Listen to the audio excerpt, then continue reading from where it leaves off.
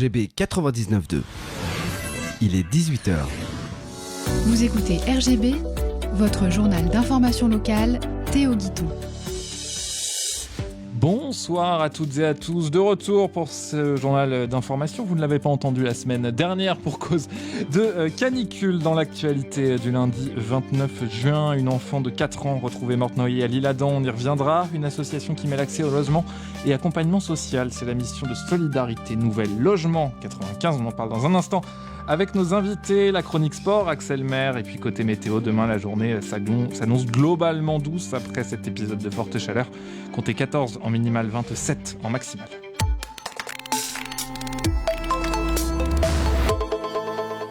On le disait dans les titres, une enfant de 4 ans a été retrouvée morte au fond d'un bassin de la plage de l'Isle-Adam dimanche après-midi, alors que la fillette a échappé à la vigilance de ses parents.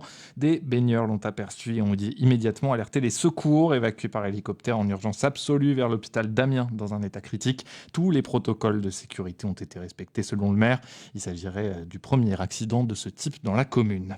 À Osny, un résident d'un EHPAD s'est jeté par la fenêtre de l'établissement pour mettre fin à ses jours. Jeudi dernier, les secours sont intervenus rapidement mais n'ont pas pu le réanimer. Une enquête a été ouverte pour déterminer les circonstances exactes du drame. Une trottinette électrique à l'origine d'un incendie hier dans un appartement à Garges-les-Gonesse. Les faits se sont produits dans un logement où l'engin aurait pris feu de manière accidentelle, provoquant un départ d'incendie à l'intérieur de l'appartement. L'intervention rapide des sapeurs-pompiers a permis d'éviter la propagation du feu au logement voisin. À Montmagny, la fermeture d'un restaurant a été ordonnée par le préfet suite à un contrôle mené par la direction départementale de la protection des populations. L'inspection a mis en évidence de graves manquements aux règles d'hygiène présentant un risque pour la santé des clients. L'établissement sera rouvert dès qu'elle se sera remise en vigueur. Invasion de moucherons dans une vingtaine d'appartements à Pontoise depuis plus d'un mois. Les habitants accusent un vide ordures mal entretenu qui n'aurait pas été vidé depuis plusieurs mois avec la canicule. La prolifération d'insectes s'est aggravée. Certains résidents décrivent des nuées de moucherons dans leur logement et demandent une intervention rapide du bailleur social. Et justement, de logement, il en est question puisque nous sommes avec une association qui mêle accès au logement et accompagnement social. C'est la mission de Solidarité Nouvelle Logement 95. Christophe Grivois, bonsoir. Givois. Givois. Grivois, mais je n'en ai pas l'air. Président de l'association. Corinne Relmy, bonsoir. Bonsoir. Directrice et travailleuse sociale au sein de l'association Solidarité Nouvelle Logement 95, c'est votre nom. Ça veut dire quoi ? C'est quoi votre association ? Notre association, elle repose sur 4 piliers. Le premier pilier, c'est de créer des logements par différentes manières qui sont en lien avec des privés ou avec des publics.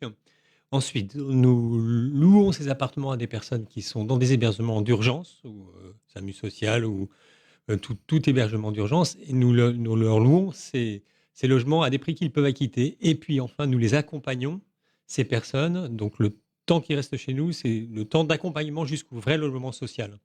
Et puis enfin, dernier acte, c'est on essaye de plaider auprès des élus, auprès des pouvoirs publics sur la cause du mal logement. Donc on essaye d'influer sur les politiques du logement des communes et des départements. On est d'ailleurs financé par le département pour notre action. Je vous propose qu'on parle du mal logement d'abord, parce que je pense que tout part un petit peu de ce sujet, le mal logement. C'est quoi aujourd'hui le constat qu'on peut faire dans le département ?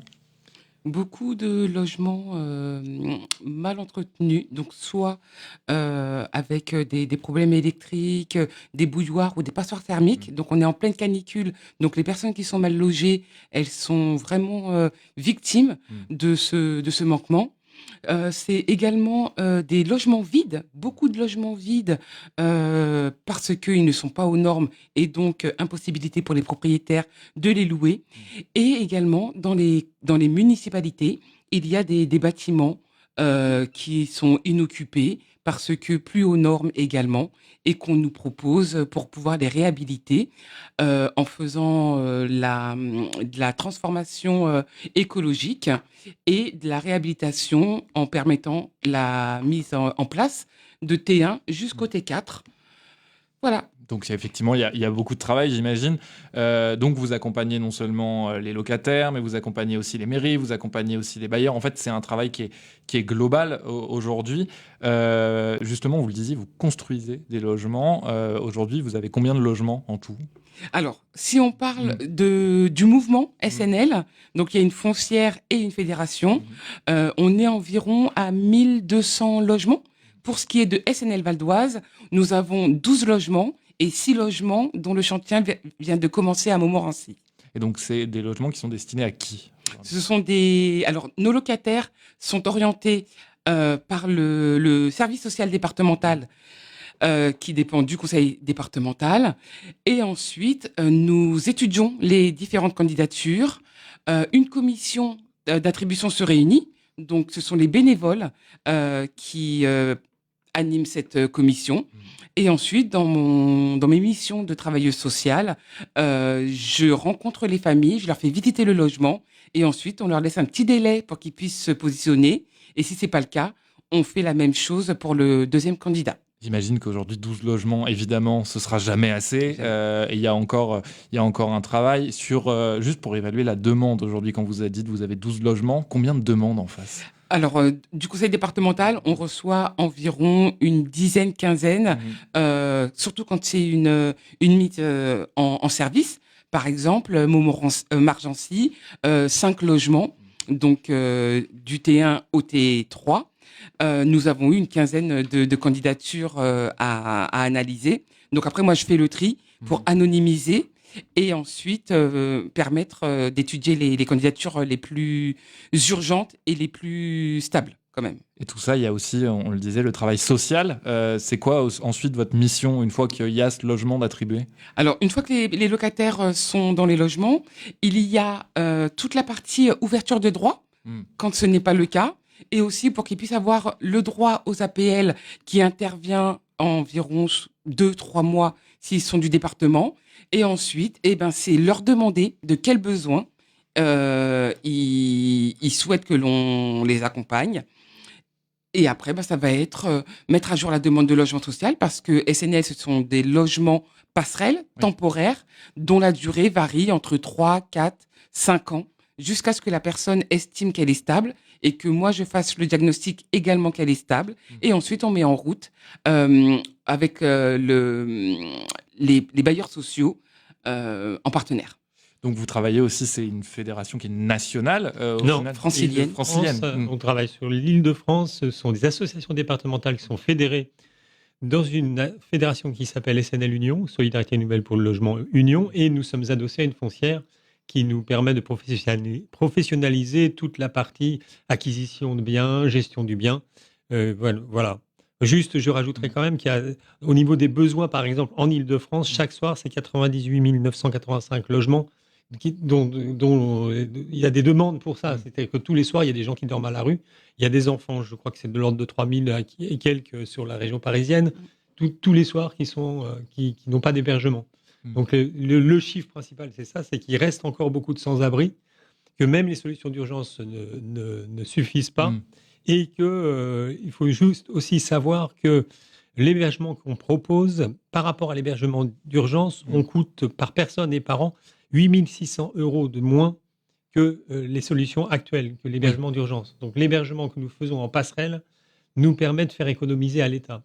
Oui, donc c'est aussi une manière de dire qu'il faut, j'imagine, aller plus loin et dire, voilà, il faut nous financer aussi pour aller plus loin sur ce sujet. C'est une goutte d'eau. Ce qu'il y a, c'est que les logements que nous proposons, qui sont des logements en PLAI, c'est des loyers d'insertion, ces logements-là, il y a, je crois qu'en logements qui sortent dans la production, c'est 4%, mais en demande, c'est 60% des demandes. Oui. Donc, ça veut dire que c'est très disproportionné. Oui. Et donc, il y a effectivement besoin de logements, des logements en PLAI, donc qui sont les logements les plus sociaux, pour pouvoir loger tout le monde. La crise du logement, elle part de là. Oui, effectivement, à partir du moment où là, on a évidemment ce monde du logement, du mal logement, qui est un énorme sujet, et aujourd'hui, il y a encore énormément de travail. Tout à fait. Et il y a encore à convaincre, parce que, effectivement, est-ce que quelqu'un peut se satisfaire de voir une personne dormir dans la rue, une personne avec ses enfants dormir dans la rue ? quel qu'il soit et quelles que soient ses opinions, de toute façon, la situation en elle-même, elle est intolérable. Oui, effectivement. Parce que effectivement, ça génère des saletés, des mauvais usages, ça génère des violences. Enfin, il faut pouvoir assurer au moins ça. D'abord un toit. Aujourd'hui, les personnes que vous accompagnez, c'est quoi leurs difficultés principales qu'elles rencontrent? Avant d'intégrer Oui. SNL, eh ben, ça va être 67% de femmes victimes de violences conjugales. Donc, elles ont dû quitter le logement avec les enfants pour se mettre à l'abri. Ensuite, on a des personnes qui ont été expulsées dues à des dettes locatives. Ce sont des personnes qui viennent aussi d'arriver sur le territoire français. Donc là, c'est une fois qu'elles intègrent les logements. Et quand elles sont dans les logements, eh ben, ça va être le savoir habiter. Et pour ça, on a des bénévoles, donc des groupes locaux de solidarité, qui on forme en fait un double accompagnement pour le savoir habiter. On fait des ateliers, par exemple, pour la gestion de l'énergie, pour comprendre son avis d'échéance, donc sa facture de loyer, pour également épargner, parce que les logements dans le Val d'Oise, par chance, ils sont équipés et meublés. Donc, quand elles partent, les logements sont vides en général. Oui. Donc, la notion de pourquoi je mets des sous de côté, eh ben, on essaie de les faire intégrer par des ateliers, par des discussions, par des rencontres. Et lors des renouvellements de baux, également, c'est une question qui est centrale. Aujourd'hui, pour avancer, c'est quoi vos besoins? Est-ce qu'il y a un besoin financier? J'imagine, de toute façon, il y a toujours Tout à un fait. besoin financier dans ce genre de moment. On peut vous faire des dons, on peut adhérer. Comment ça se passe? On peut nous faire des dons, on peut devenir bénévole et être membre de l'association sur simple déclaration d'intention d'aider. Donc on peut être bénévole en disant je veux bien venir bricoler avec vous. Il faut savoir qu'on est constitué en groupes locaux de solidarité, qui est vraiment notre unité de base. C'est quand se créent des logements, autour se crée un tissu de voisinage qui aide les personnes. Et c'est un tissu bénévole qui travaille en parallèle avec la travailleuse sociale, qui apporte ses compétences et d'aide très simple ou juste de soutien moral parfois. Ça dépend vraiment des familles et comment se fait le lien. Et donc, on peut se manifester auprès de SNL 95, contact 95 @solidarité au pluriel nouvelle pluriel logement au singulier.org, et on peut se manifester auprès de SNL pour devenir bénévole. Sachant que, par exemple, nous avons besoin, là, pour l'ensemble qui est en train de se rénover à Montmorency, nous avons besoin, il y aura 6 appartements, donc nous aurons besoin de 12 bénévoles, parce qu'il y a 2 accompagnateurs par famille, et aussi pour faire vivre un peu plus, parce que chaque habitat est conçu pour intervenir avec un voisinage, et donc c'est cette intégration-là, l'intégration des personnes qui vont être logées dans les quartiers est une chose à laquelle nous prêtons beaucoup attention, comme la rénovation énergétique de nos logements. Là, par exemple, c'est vrai que notre préoccupation, c'est de savoir si nos logements tels qu'ils ont été réhabilités permettent de bien lutter contre la chaleur. Oui. Et c'est vraiment une attention que nous portons, d'une part sur le développement durable et d'autre part sur est-ce que nos logements sont vivables. Oui, c'est effectivement très important et on l'a vu, c'est un sujet d'ailleurs, la canicule, c'est un sujet avec le froid aussi. J'imagine que oui, vous êtes particulièrement attentif, là, vous avez des premiers retours sur ce sujet-là. Tout à fait, surtout sur le bien de Montmorency. Il va y avoir du réemploi. Sur certaines opérations, on parle de géothermie, on parle d'isolation thermique. Voilà, vraiment, on met un maximum de matériaux pour lutter contre les grosses chaleurs qui s'annoncent et contre les grands froids également. Pour répondre à votre question, vous parliez de quoi on a besoin. Effectivement, on a besoin de donateurs. Nous sommes une association qui dépend donc pour l'instant du conseil départemental. Nous répondons à des appels à projets, mais toute personne qui souhaiterait donner, ce serait un grand plus, surtout que l'on envisage de faire visiter le chantier de Montmorency, parce que d'une part c'est innovant, et d'autre part c'est une commune carencée, et aussi pour que les personnes puissent se rencontrer. Et sur Montmorency, il y a un nouveau dispositif sur lequel le 95 se lance, c'est sur l'épargne solidaire. Donc nous cherchons des souscripteurs pour qu'ils puissent épargner des sous pendant une durée minimale de 5 ans. Ça leur rapporte 5% à l'issue des 5 ans, et pour un investissement au départ de 200 €. Merci beaucoup d'avoir été avec nous. On vous retrouve donc, on tape Solidarité Nouvelle Logement Tout à fait. 95 sur Internet. Exactement. On devrait pouvoir vous Et retrouver. merci aux donateurs qui ont déjà donné, parce que l'opération de Montmorency n'aurait pas pu se faire s'il n'y avait pas eu déjà l'aide de donateurs. Donc, bienvenue, venez rejoindre la grande famille des donateurs de SNL 95 et des bénévoles. Merci. Merci Merci. beaucoup d'avoir été avec nous. C'est lundi tout de suite, c'est la chronique sport d'Axel Maire et c'est surtout la dernière chronique sport d'Axel Maire. RGB. Allez mon petit bonhomme. Ça va centrer. Et Draxler, le 4e but. Actualité sportive. Dans votre chronique sport du lundi 29 juin, on commence avec de l'athlétisme. Une grande première à Persan. Dans le Val d'Oise, le 14 juin dernier, la toute nouvelle piste du stade Louis Oudinot, inaugurée en juillet 2025, a accueilli sa première compétition officielle, le mythique Track Run. Un rendez-vous qui a tenu toutes ses promesses, organisé par Norway, une structure créée par les demi-fondeurs Bilal Safadi et Walid Ajdaoud, en collaboration avec Abdel Aichi, le président du Persan Athletic Club. Ce premier meeting a été un véritable succès. 12 athlètes y ont réalisé les minima pour les championnats de France, voire mieux, une belle réussite pour cette première édition qui met en lumière le dynamisme de l'athlétisme dans le Val d'Oise. On poursuit avec le hockey sur glace, les Jokers de Cergy-Pontoise qui continuent de façonner leur effectif pour la saison prochaine. Tout d'abord, plusieurs départs ont été officialisés, bien qu'annoncé par son nouveau club il y a plusieurs mois. Philippe Bratt ne portera finalement plus les couleurs rouge et verte. Arrivé en octobre dernier, l'attaquant s'engage aujourd'hui dans un nouveau projet. Même issue pour le Suédois Oscar Gustafsson. Arrivé au début du mois de septembre, il aura disputé 48 rencontres sous le maillot des Jokers avant de quitter le club à l'intersaison. Le Canadien Bobby Michael Tyr ne sera lui non plus pas de retour.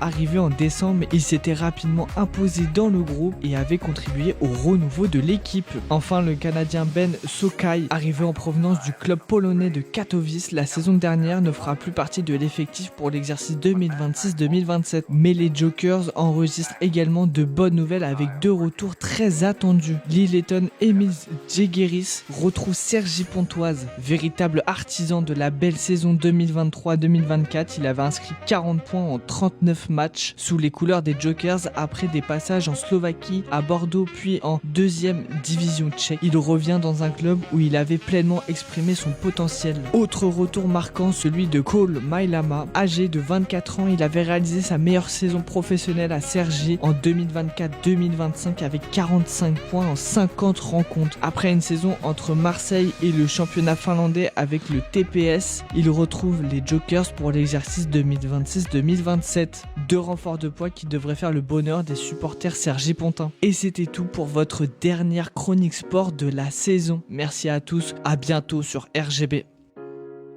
Et oui, à bientôt, on l'espère, Axel Maire pour sa dernière chronique sport. Et on le remercie évidemment pour ces mois de chronique sport du lundi. À très vite pour de nouveaux moments sportifs sur RGB. C'est la fin de ce journal. Prochain rendez-vous d'information, c'est évidemment demain à 18h sur RGB 99.2 FM, radio RGB.net, en direct sur Facebook, en différé sur YouTube. Tout ça, vous connaissez.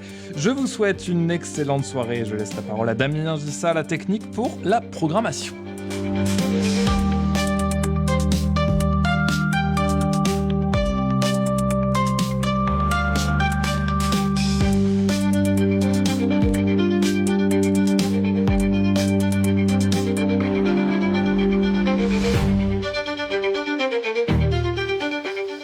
Et du côté de votre programmation, côté notre radio locale, en direct de Cergy-Pontoise, que vous pouvez écouter donc sur le 99.2 FM, sa fréquence, ou partout ailleurs, sans limite, sans frontières, sur son site, radio-rgb.net, ou encore sur les applications, les radios associatives, Radio Player, Radio Line et tant d'autres.